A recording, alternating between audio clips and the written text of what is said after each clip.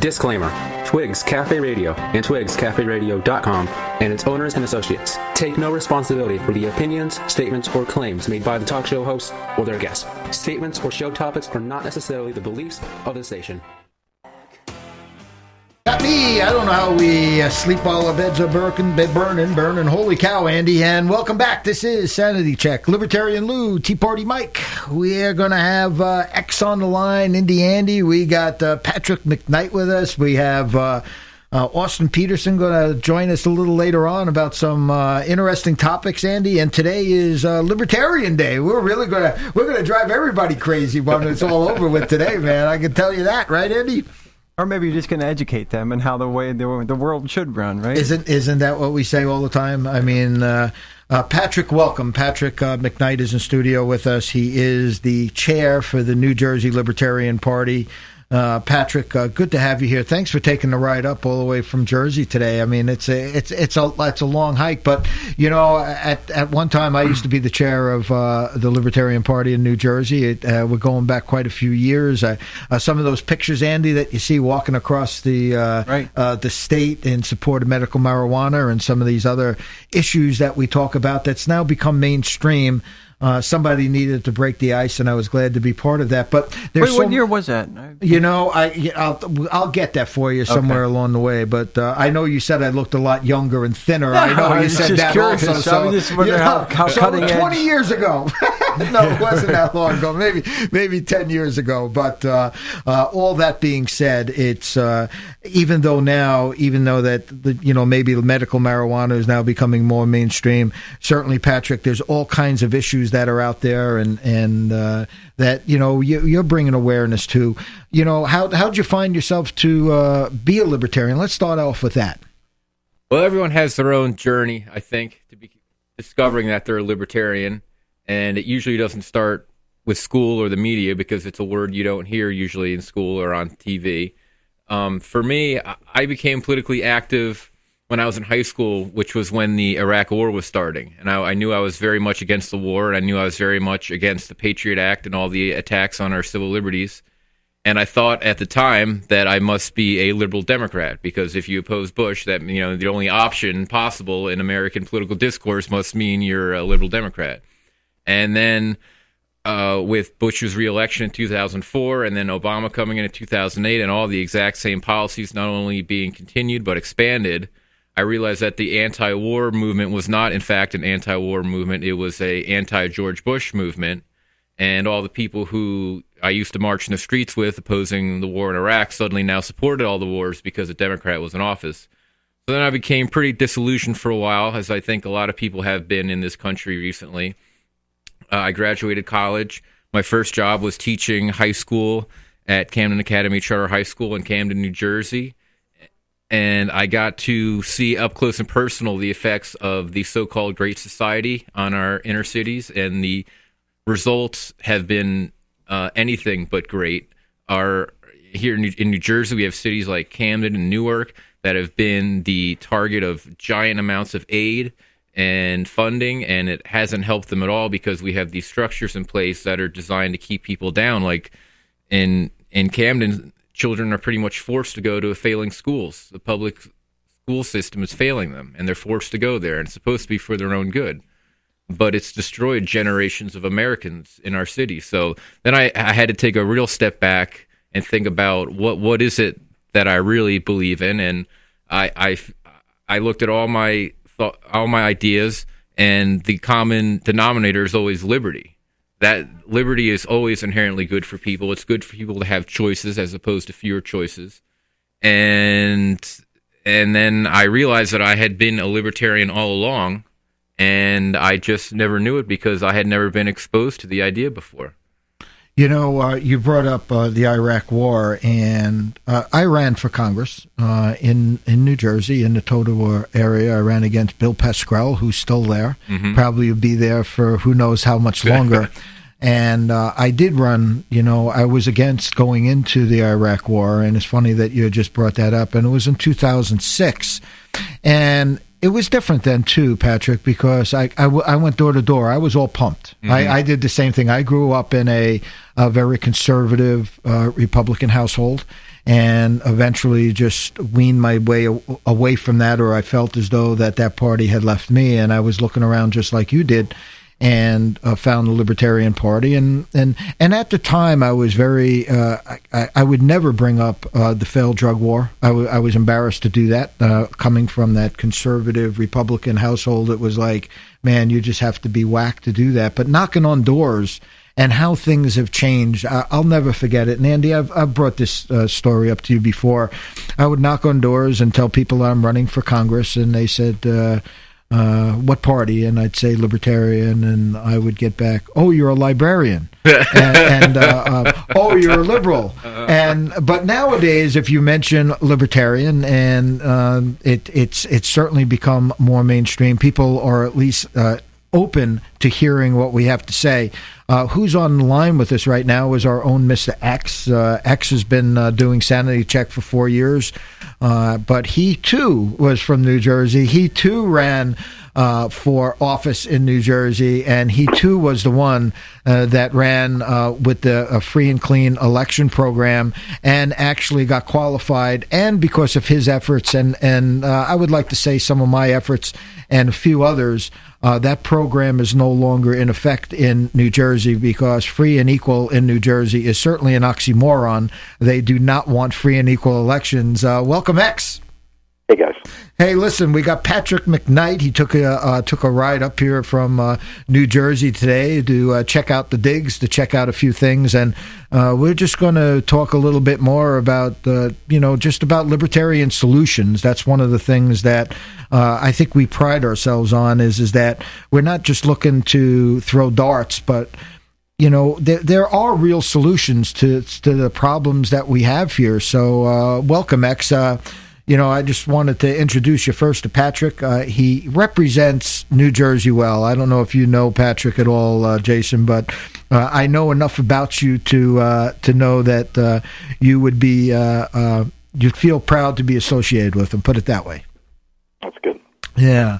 So what do we want to talk about? Some of the things that we have brought up in the past, Patrick, and some of the things that you're saying. Let's talk about failed schools for a minute, guys, and let's talk a little bit more maybe about Common Core. I got this email today. It was from William and Barbara Eames. They are from Supporting Constitutional Self-Government. They run a Tea Party group in New Jersey, and just another Christie lie. The attached link is they're talking about James O'Keefe, Project Veritas, and the whole Common Core. What New Jersey has done is to eliminate 15% of Common Core and rename it. That's not what the public has been demanding for several years. The problem affects everyone, not just those with children. When government controls what children learn, it can change society in a few years. What are you guys doing in Jersey? And what I see on some of those links, Patrick. You guys are doing stuff with the school projects now, and trying to change people's minds a little bit, yes, or educate them. Yes, we're advocating very strongly in favor of school choice. I will be speaking Friday in Jersey City at the New Jersey School Choice Summit.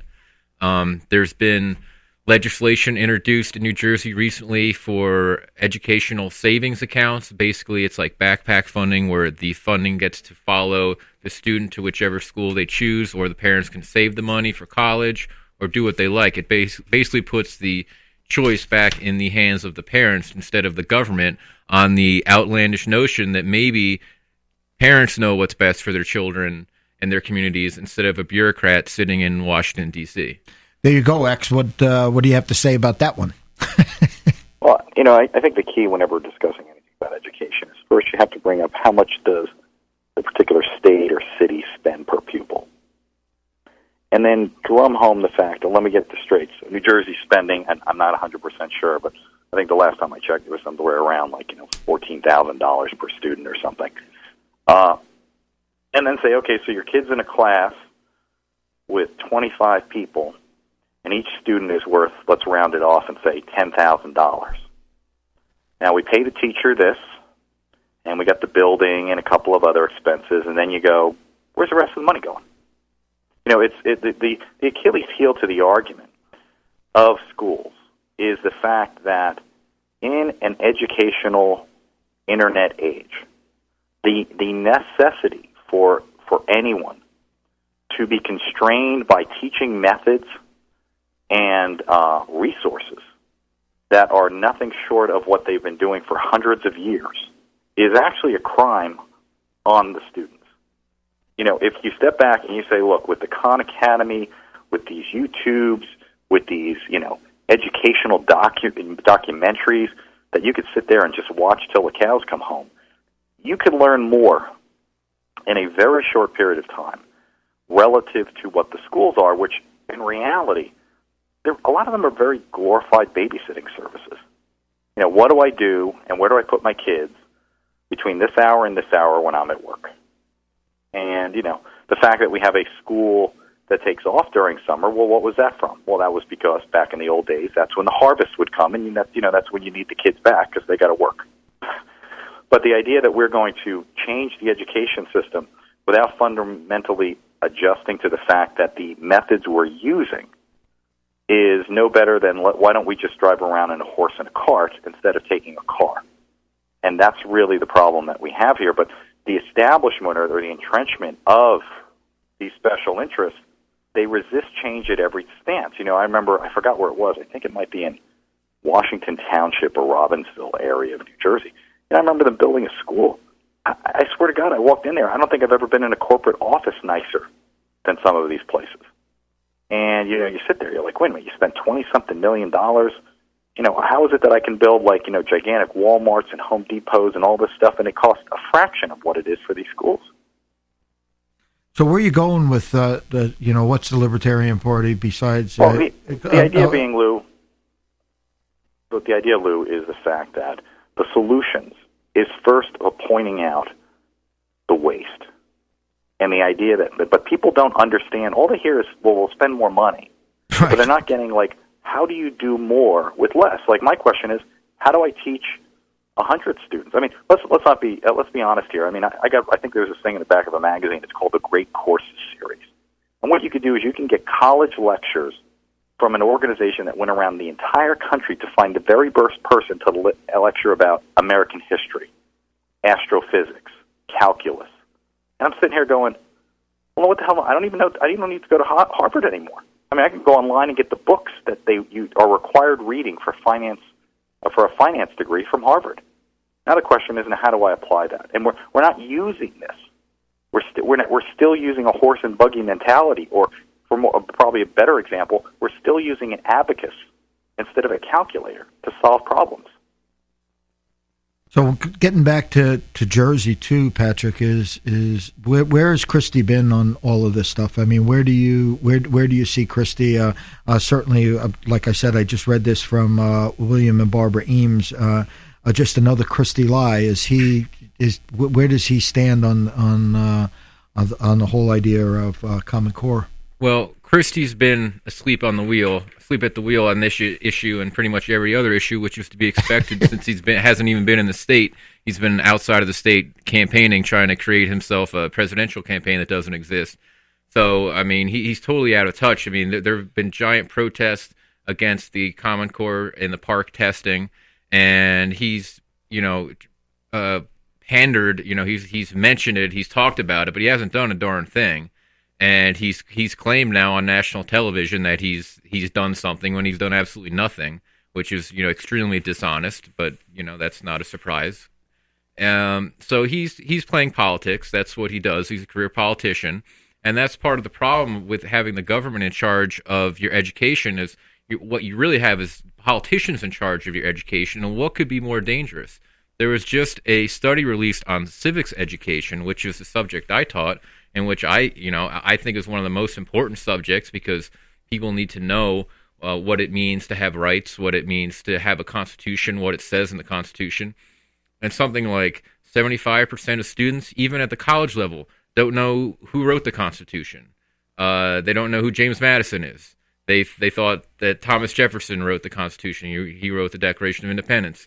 I know when I was teaching, a study came out that said 75% of students couldn't identify Iraq on a map, and yet we're sending people to go there to serve, yep. And we're not even teaching them where it is on a map.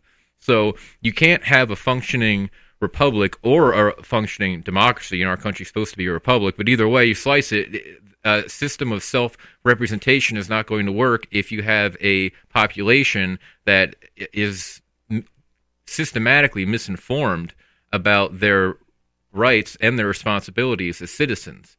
And, you can take that same argument and apply it to any subject, but I think civics is just so obvious that, you have the government in charge of teaching children what their relationship with government is supposed to be. And it seems like an inherent conflict of interest, and the results speak for themselves. I mean, the quality of civics education has never been lower, and I think that is very dangerous and sets a very bad precedent for our country and for our civil society. What a great point, Rex. I mean, it really is. We're coming up on our first break, and when we come back, we're going to be joined by Austin Peterson, but he's making the same argument as you just did. Should government be in charge of schools? In this particular case, he just recently made the argument: should government be in charge of our water supply? Should they be the ones that are in charge? And it all was about the Flint, Michigan. So we're going to take a break. When we come back, we're going to be joined by Austin Peterson, and he's running for president on the Libertarian ticket. So we'll learn a little bit more about him. So stay tuned. This is Twigs Cafe Radio, and this is Sanity Check. And that's what we say here on Sanity Check. Don't believe a word we say. Do your own research. You can give us a call at 570-836-2920. Leave us a message at 570-836-4771. twigscaferadio@gmail.com. You can follow us on Facebook. And Andy, today is Libertarian Day, and as we say, we want people to blow off some steam. And I got to tell you, we're probably just doing that with some of our listeners. But, I think more people out there, you become because of how you're grown up and where you're from geographically and what your parents grew up with. People grow up as Democrat and Republican by identity, but I think if you ask people, more, the general questions, more people would identify themselves as Libertarian than probably either of the parties at this point anymore, too. And once again, that's when you start hanging labels on folks. Right. Right away you identify in a certain way, and for the longest time, the media was able to, or at least identify libertarians in a way that might not have been exactly truthful. So today in studio, we have Patrick McKnight. He is the chair for the New Jersey Libertarian Party. Jason Scheurer is joining us. He was an officer in New Jersey as a Libertarian, and certainly myself. And also joining us right now is Austin Peterson. He's actually running for president on the Libertarian ticket, and we're going to see Austin certainly down in Orlando during the convention here later on this year. But more importantly, too, Austin, we're going to get you on when we have some time to dig into a little bit more issues. But today, you kind of caught my attention, and Patrick just mentioned, he was talking about, do we need government in charge of our school systems? And you just put out a nice piece here on does government need to be in charge of our water system? And I figured let's introduce you a little bit to our audience and let folks know who you are and what you're all about. But I certainly want to talk about the Flint, Michigan thing. So welcome to our show, Austin. Absolutely. Thank you very much for having me on the show. And just very briefly, I'm there's no question about my birthplace or origin. There will be no birth of mysteries. I was born in Independence, raised on a horse farm in Peculiar, Missouri, near a town called Liberty. So I'm not saying I'm the chosen one, but if there were a sign, then perhaps... Yeah, how about that?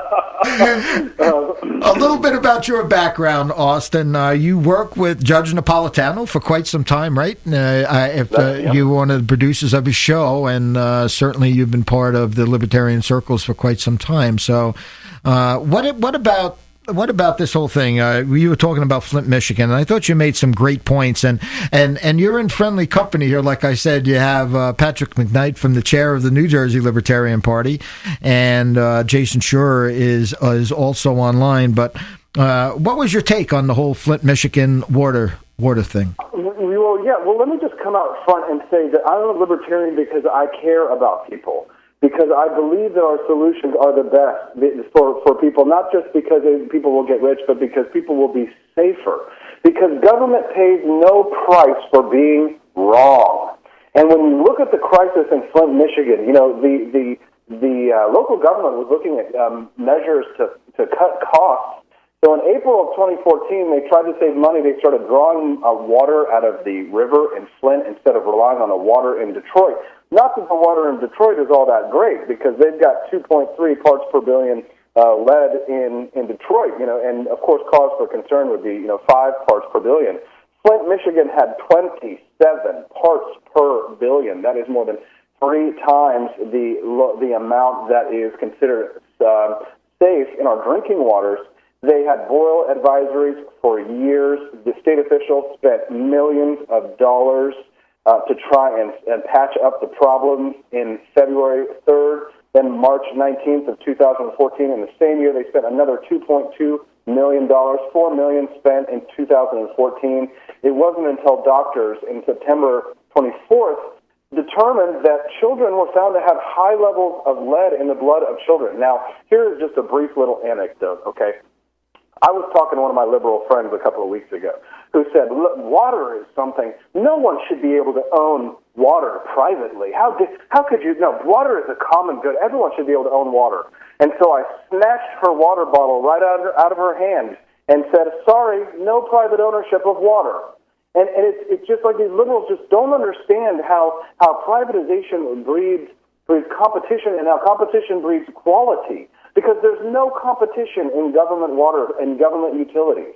But in the private market, you've got Fiji, you've got Nestle, how are you going to deliver it? There are 20 water delivery services, private water delivery services, within 15 miles of my campaign headquarters. I don't understand why people seem to be stuck in this 19th century idea of how the government needs to control everything. It's the 21st century. Not that is an argument in itself, but it's time to privatize our water supplies because government has no incentive to protect us because they pay no price for being wrong.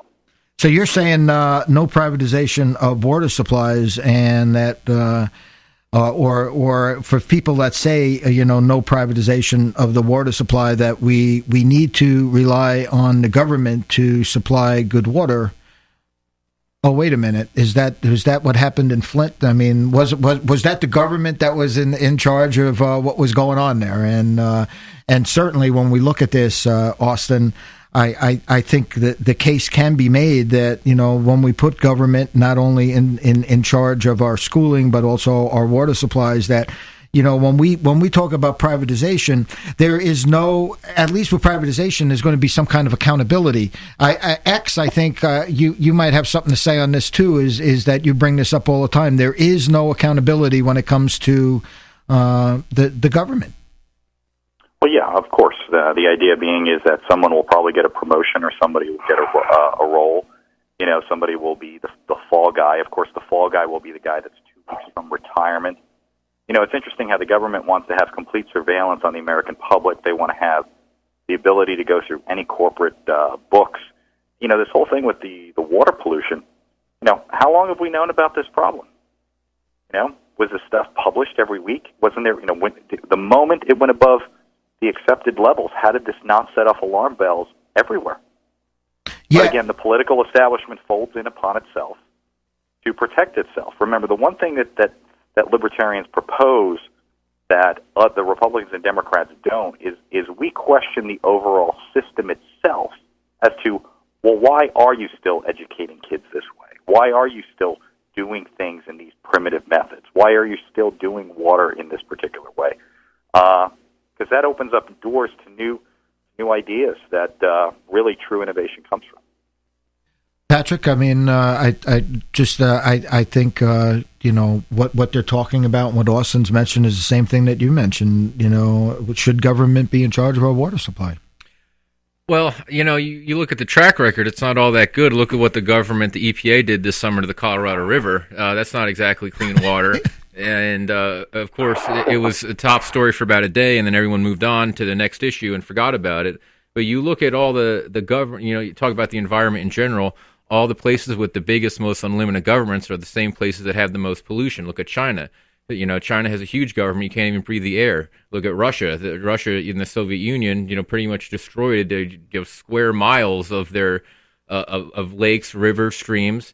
So the track record of government is not great. I go back to my own experience in Camden. In Camden, there were extremely high rates of asthma and other respiratory diseases because the government had the foresight to locate the county's only trash incinerator right in the city of Camden for all the children to breathe in for their whole lives.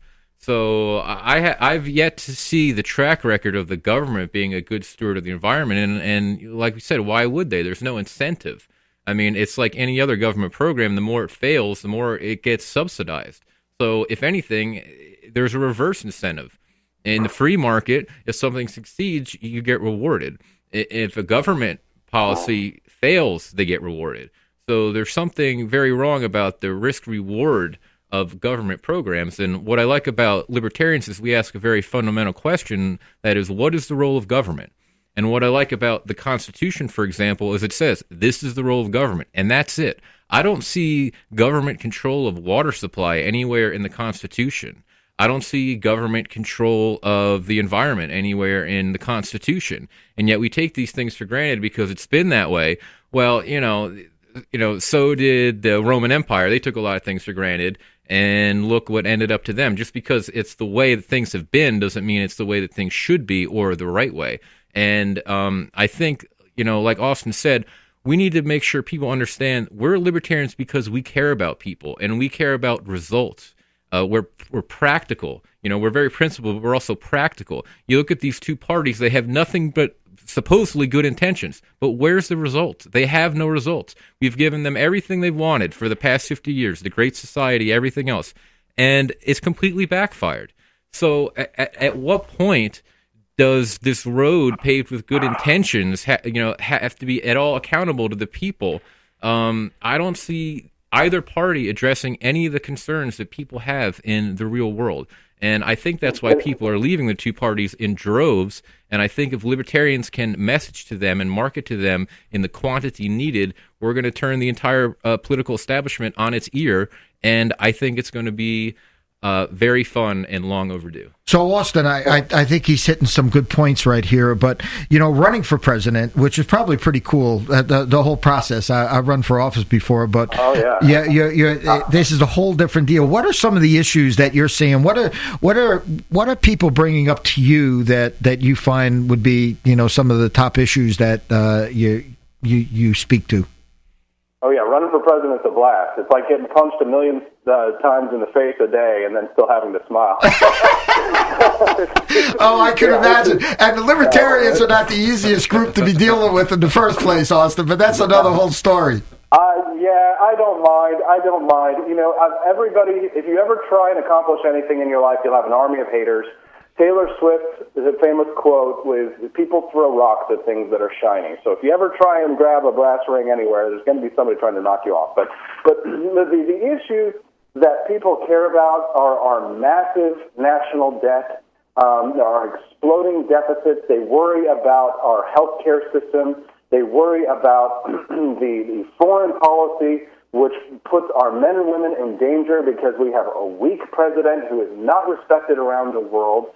And we can have a foreign policy that would be less interventionist if our enemies knew that we had the guts to back it up. But when you understand strategy and you understand tactics of defense, and I'm a martial artist. I've been doing martial arts for the last decade, and I understand what a fight means from its base level. And I'll tell you this, if you set a red line, like President Obama did in Syria, and then you don't follow up with it, you're inviting attacks. Because, when I was a little kid, I would get picked on, I would be bullied sometimes, and I realized that it's because predators around the world see weakness as a provocation. And so we right now, because our head of state is so weak, we are inviting attacks. And libertarianism calls for less foreign intervention and less hostility, but that doesn't mean that we don't have a strong defense. And so to me, I think that the American people are terrified about our national security because they see a president with no solutions whatsoever. to the quagmire in the Middle East. And I'm not saying that our president can solve all the problems in the Middle East, and he can, but he shouldn't pretend that he can. And that the idea of weak social democracy and liberalism is somehow going to collapse the regimes of Middle Eastern tyrants. Only strong classical liberalism, as the American libertarians portray, is going to collapse the regimes of the Middle East. You know, Thomas Jefferson, one of the most hardcore libertarians, knew how to deal with the Barbary pirates, the Tripolitan pirates. And the Constitution affords us the ability to grant letters of marque and reprisal for pirates and terrorists on the high seas, the highest price on their head, and hang it from the White House walls. Because it's the that's the free market way to deal with terrorism. But you know what? When I talk to the neoconservatives, the so-called hawks, they're really chicken hawks, and I start invoking those constitutional letters of marque, that would go against international law. I'm like, I thought the Constitution was the highest law of the land. And that is really what we need to get back to, because if we care about our national defense, if we care about the issues of our national security, we have got to find free market ways to deal with all of our problems. And I think that the free market can solve our problems not only from national security right down to our public water supplies, to our drinking supplies. If government is to exist, and there's some argument about whether or not that might be a necessity, but we won't get into that today. But if government is to exist, it is to exist only to preserve our life, liberty, and property, and the government is to serve us, not the other way around. That is not the philosophy of the people who are currently in charge right now. They believe that we are subservient to the state, that we exist to preserve the collective, the rights of the collective. And that is a complete 180 from what our founders laid down in our documents. As President of the United States, if I win this election this year, and don't think I'm not trying if it's Donald Trump versus Hillary Clinton, if I do, I will use the bully pulpit to veto any unconstitutional bill. I will cut spending, demand cuts in spending via the penny plan, 1% of federal spending year over year. I don't think that's too much to ask. And the American people will be happy because they will be free. I'm not going to make America great again. I'm not gonna make America be anything. I'm just gonna let America be free. Wow. Hey, listen, we're almost running out of time here, though. But access to the media. How has been the access to the media? At one time, you were able to get on all kinds of media, especially when you were working with Judge Napolitano. Is that still the case? Do you feel that you're being treated fairly? Certainly, we know what's going on with the debates in the Presidential Debate Commission, Austin. But what's your take on that? May I be intellectually honest with you? I think that I am being treated fairly. I do get to go on Fox from time to time. I still do get invited on quite a few of the alternative television stations. Right now, the mainstream media is so caught up in the primaries of the Republicans and the Democratic debates that they haven't really turned their attentions to the third parties. However, because I am so media savvy, I have laid down the groundwork for a strategy that when the primaries begin and the Republicans and the Democrats start to get knocked off, and the third-party candidates start being included in the national dialogue, that we will be carpet bombing, excuse my expression for libertarians out there, we will be carpet bombing the mainstream media to go out there and to get as many television appearances and news appearances that we have. But you know what I'm learning? From Gary Johnson's campaign last time, his failed campaign last time, all the media in the world won't save you. Because you have got to get out there and you've got to shake the hands of the people, and you've got to get out there and they've got to smell you. Yeah. And, I'll be crossing the country from now until May, and if I'm the candidate from May until November, I'll be crisscrossing the United States, meeting with my fellow American citizens of this country that I love so dearly. And if I win the presidency this November, I will uphold my oath to protect, preserve, and defend the Constitution of the United States. And I will show America what it really means to have a real American who loves his country sitting behind that desk in the Oval Office. So it's more than just media. It's about shaking the hands and pressing the flesh and making the phone calls. And let me tell you, every single day, that's what I'm doing. And I'm fighting for our cause, guys. I hope that you guys will check it out, AustinPeterson2016.com. Thank you so much for the time here. Sorry to monopolize. Oh, no. I'm very grateful for you guys. Austin, all good. Just one last question for you, and that's okay, is are you making your way anywhere soon back east? I know they have the NJLP conventions on the 12th. I think the LP or the Pennsylvania convention is on the 19th. You know, I know there's a lot of different conventions on the same day. Are you planning on heading back out this way, or that's not? Oh, you are. Good. Yes, I plan on, right now, Pennsylvania I'm looking at. I'm also looking at Ohio and New Jersey. I'm trying to make it too. Right now, as resources permit, I'm going to the state conventions based on their delegate allocation. So I have to spend a lot of time in Florida, Texas, and California. Yep. But as soon as my resources permit, which I expect, we're actually doing quite well for Underdog campaign with fundraising. But I'm looking forward to getting out there east. I lived in New York for a number of years, and I lived in Virginia for a number of years. So I love the East Coast and its people, and I feel a kinship towards them. So I'm definitely going to get out there and spend some time out in those eastern states. Doing some shaking of the hands and kissing of the babies. There you go. And once again, how do people contact you? Austin Peterson 2016, and I'm Danish, so my last name is S-E-N, not O-N. So just type in austinpeterson2016.com. You'll see my platform. Send us $20, $50, $100. Buy me some gas so I can put some gas in my. I'm driving around the country in the back of my pickup truck.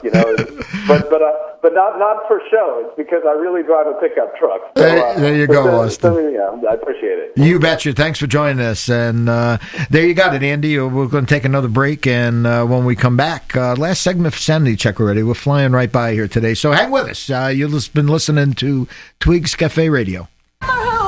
That's what we're saying. You better remember who you are. This is Twigs Cafe Radio. Sanity Check, 570-836-2920, 570-836-4771 if you want to leave us a message. Andy, the time goes flying by here so fast. Who do you got on your show coming up at 6? I've got Andre Rocks, who he's a former member of the Wu-Tang Clan, now does a little political radio himself. And we're going to come in and talk about some of his entertainment history and what got him into these political issues, and talk about some race relations issues in the country. There you go. Yeah. So, Patrick, you have a convention coming up. It's the 12th of March, and is it John McAfee? Yes. John McAfee is going to be and John McAfee is also running, Andy. You weren't aware. You thought that there's a lot of people. I don't know how many folks I know Gary are running Johnson's for the Libertarian. Running, so we have Austin Peterson and we got John McAfee. And how do they select their candidate? Well, we're going to national convention. We're going to go down. It is the coolest thing in the world. Does the state fund the primary for you guys? No, we do not. We do not believe in state funded primaries, right there, Patrick. No, we're not even allowed to participate in those. Right, exactly. Even if we wanted to, right. But we're not allowed to. Once again, like we say, no taxation without representation. Only here in Pennsylvania can that be the way it works. But I think it actually works that way in most places. But certainly John McAfee, and I think Patrick, there's probably about 10 different people running for office or looking to run. I have some inside information. I think X might even be running for a national position down there, but I'm not sure for that. But we'll put him on the spot some other time. We're not going to put him on the spot right now.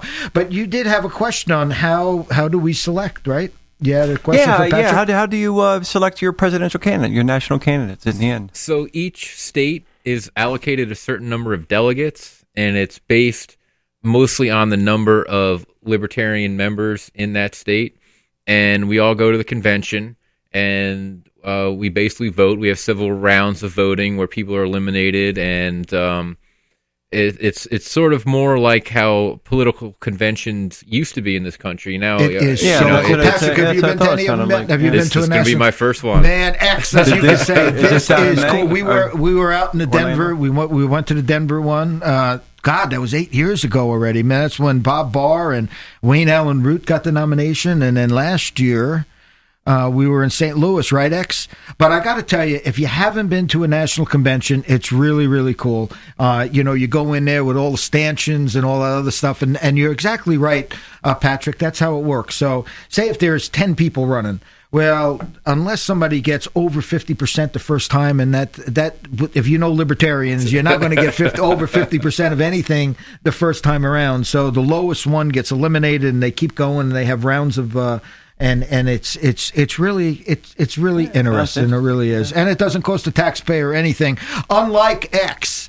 I think Wasserman Schultz, unlike the Democratic Party, who's asking for $20 million to run their national convention, libertarians stick their hands in their own pocket and we don't stick it in your pocket to fund our stuff. Is that right, X or Patrick? Either one? The key to the Libertarian nomination process is that, unlike going into a primary booth in the state you're in, everyone should pretty much be able to, if I was running it, it would be like you walk into the booth and you pick your 1, 2, and 3, and then you go from there.